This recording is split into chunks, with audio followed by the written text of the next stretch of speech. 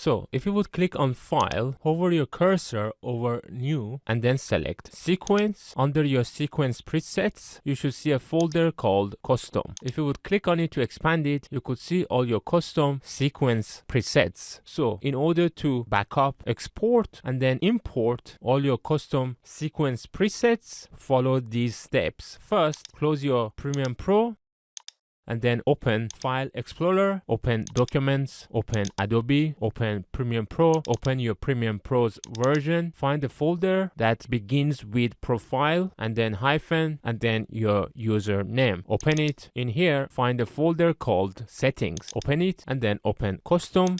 Here you should see all your sequence presets. So go back to the previous folder and then copy custom folder and then paste it onto your USB pen drive or external hard drive. So if you reset your computer or want to transfer your sequence presets to another user or computer, you could use this folder. To learn how to import sequence presets, watch my video on the screen.